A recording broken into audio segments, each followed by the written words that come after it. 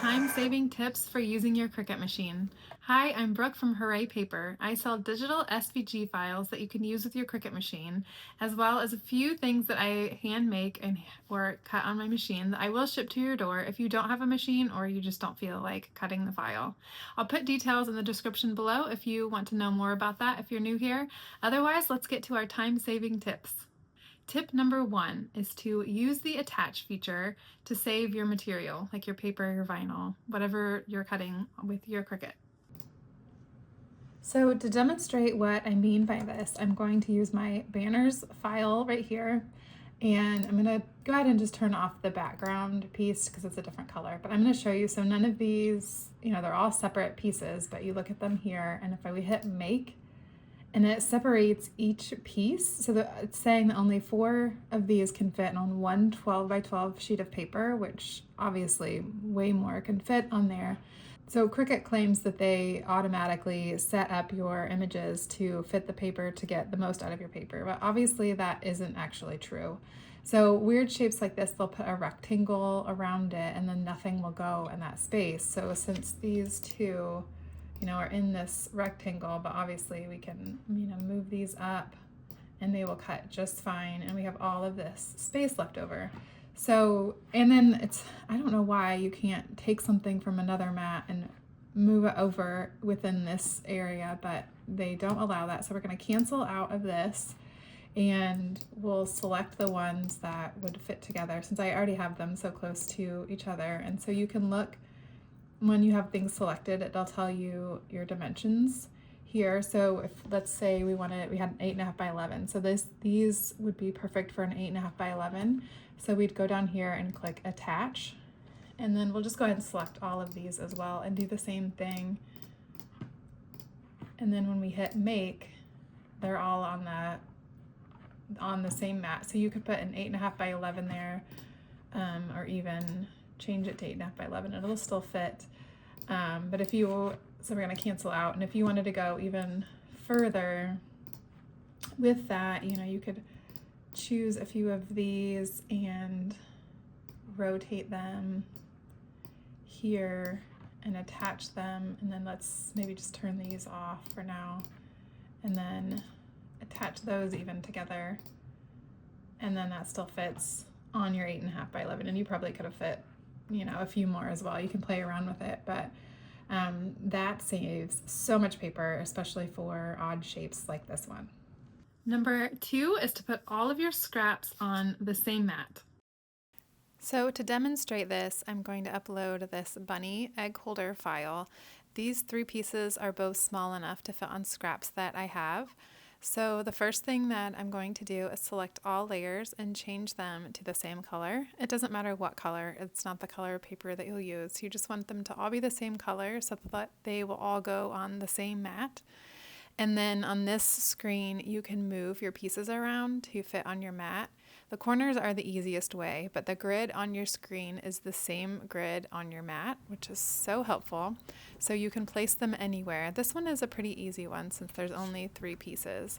So I'm laying them out in the corners, and those pieces overlay, and you don't want to do that. Bad things happen.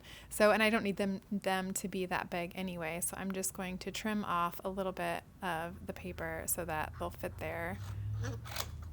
And then once I have the layout, I'll remove the film on my mat and then lay the pieces out.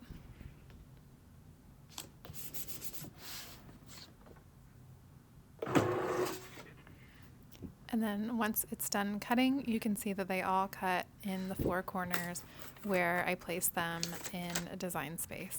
And this saves so much time. Cutting one little piece at a time just is such a time suck, and having them all on the same mat really helps out with that. Number 3, if you aren't sure about the material that you're cutting, don't unload your mat. Check it first, and if it needs to be cut again, just hit the go button and it will cut in the exact same spot. Okay, so here is my cut, and this is a pretty thick paper, and I set it on purpose to 65 pound, just so that I could show you. So it's still here, so I'll pull, and actually it cut it, it actually ruined my demonstration because it actually did cut well, but let's say that it didn't cut well. then you could put it back on and do not hit the unload button that's blinking here. And instead, you'll just hit the go button again and it will cut in the exact same spot. And I'll go ahead and do that just so you can see that it's doing it. And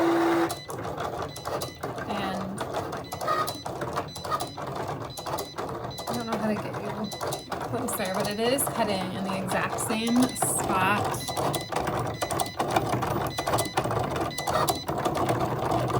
And I'm going to go ahead and pause it since it actually did cut the right way. And I don't actually need these. I'm just doing it for my demonstration here for you so that you can always do that. But if you unload it and put it back in, it won't ever be the same spot. So you can kind of even see on here that it, it has gone back through in the exact same spot.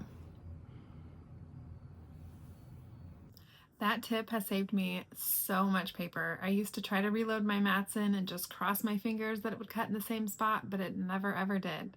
So always check your paper before you unload it. For tip number 4, this tip is for projects that have multiple mats, like this one here has 11 different mats, and it's all the same paper type that I'm going to cut this on.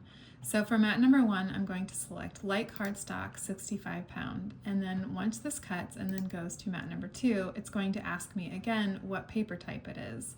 But if we select it the first time and we click this remember materials setting option here, then each time it cuts one, I won't have to change my settings again. Now, if you're using different types of paper or different materials at all, then definitely don't check this because it's a good way to remind yourself to change the paper type to whatever you're cutting. But in this case, I'm cutting all on light cardstock, so I'm going to select that and my remember material settings. Number 5 is to have your next mat ready for your next cut. This is the same project that I just showed you that had 11 different mats to cut. So I currently have mat 1 in my Cricut cutting while I'm setting up mat number 2.